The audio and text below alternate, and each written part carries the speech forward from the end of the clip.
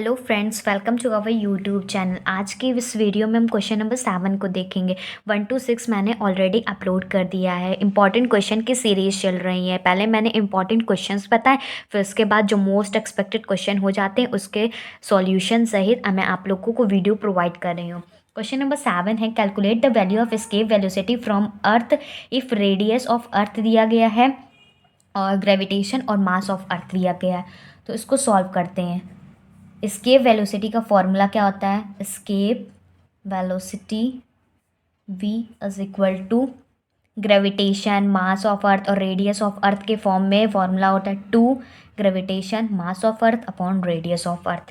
इसमें सारी वैल्यूज़ को पुट करना है और सॉल्व कर लेना है। जब हम इसको सॉल्व करेंगे तो 2g की वैल्यू 6.67 इंटू 10⁻⁻11 दिया गया है। तो इसको शॉर्ट फॉर्म में हम लिख सकते हैं 6.6 into 10⁻11। Mass of earth 5.98 into 10⁻24 kg दिया गया है। तो इस 5.98 को अप्रॉक्स वे में सॉल्व करेंगे। सबसे इजी मेथड बता रही हूँ, 6 इंटू 10⁻24 लिख सकते हैं। फिर उसके बाद रेडियस 6.39 है, जिसे हम 6.4 लिख सकते हैं, ठीक। और 10⁻6 एज इट इज़। फिर उसके बाद हम इसको सॉल्व करते हैं तो ये आएगा 2 इंटू ये पॉइंट से ये पॉइंट कैंसिल आउट हो जाएगा, तो यहाँ बचेगा 66 इंटू 6। अब 10 वाली सारी वैल्यूज़ को सॉल्व कर लें। 10⁻11 प्लस 24 और ये प्लस 6 है, तो ऊपर जाएगा तो -6 हो जाएगा, ठीक। और नीचे क्या बचा? 64 बचा। इसको सॉल्व करेंगे, 2 से काटेंगे तो ये 32 आएगा।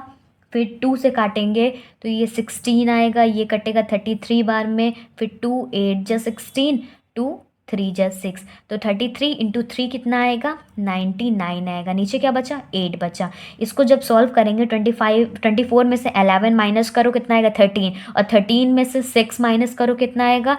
10⁻7 बचेगा, ठीक। तो जब इसको डिवाइड करके इसको सॉल्व करेंगे तो ये आएगा 12.13 इंटू 10⁻7। इसको अंडर रूट से बाहर जब निकालेंगे सॉल्व करके 1.23 इंटू 10⁻4 मीटर पर सेकेंड आएगा। जैसे कि आप लोगों ने थंबनेल में देखा कि मैं आप लोगों को 2 क्वेश्चंस कराने वाली हूँ। पहले आप लोग ये क्वेश्चन अच्छे से देख लीजिए, नहीं समझ में आया तो आप वीडियो को रिपीट करके भी देख सकते हैं, ठीक। तो अब क्वेश्चन नंबर 2 करते हैं। क्वेश्चन नंबर 8 करते हैं। क्वेश्चन नंबर 8 है, prove that the transformation of a quantum variant vector form a group. इसी क्वेश्चन को एक और तरीके से पूछा गया था कि to prove that the transformation of a quantum variant vector is transitive. तो इसको सॉल्व कैसे करेंगे? सबसे पहले हम लोग लेट कर लेंगे, let a power i be a quantum variant vector. हमने a की पावर i को एक क्वांटम वेरिएंट वेक्टर ले लिया। फिर उसके बाद हम कोऑर्डिनेट ट्रांसफॉर्मेशन को एज्यूम करेंगे, कंसीडर करेंगे कोऑर्डिनेट्स ट्रांसफॉर्मेशन। जब x की पावर i से x डैश i और x डबल डैश i ये कोऑर्डिनेट ट्रांसफॉर्मेशन है, तो a की पावर i से a डैश की पावर i से a डबल डैश की पावर i हो गया। फिर जब इससे इसमें कन्वर्ट करेंगे तो ये केस निकालेंगे, फिर इससे इसमें कन्वर्ट करेंगे तो ये केस निकालेंगे। तो सबसे पहले क्या लिखेंगे? इन केस ऑफ x की पावर i से x डैश की पावर i, सबसे पहले ये वाला केस निकालेंगे। तो इसमें आएगा a dash alpha is equal to a की पावर p डेल x की power i alpha upon del x की पावर p। ये क्वेश्चन नंबर 1 हो जाएगा। अब इसमें से सेकंड वाले को और इसमें थर्ड वाले केस में निकालेंगे। तो in case of x dash i x double dash i, जब इसको सॉल्व करेंगे a की power double dash alpha is equal to a dash alpha del x double dash alpha upon del x i alpha. ये question number 2 है। इसमें देखिए a dash alpha ये हमारे पास वैल्यू निकल आई है, तो बस फर्स्ट वाली वैल्यू को सेकेंड वाली वैल्यू में पुट कर देंगे।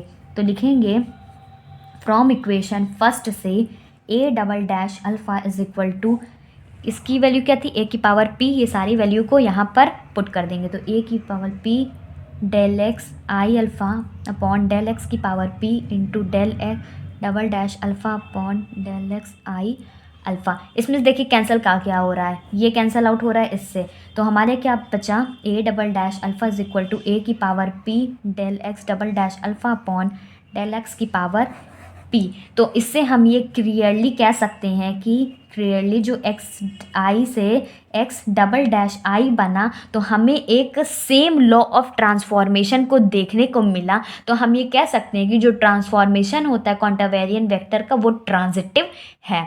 तो लिखिए यहाँ पर we get the same law of transformation, so we can say that transformation is transitive. Transformation जो है वो ट्रांजिटिव होगा। होप आपको ये क्वेश्चन समझ में आया होगा। अगर आपको एक बार में नहीं समझ में आया तो आप वीडियो को रिपीट करके भी देख सकते हैं। ध्यान से देखिए, समझ लीजिएगा, तभी करिएगा, इंपॉर्टेंट क्वेश्चन है।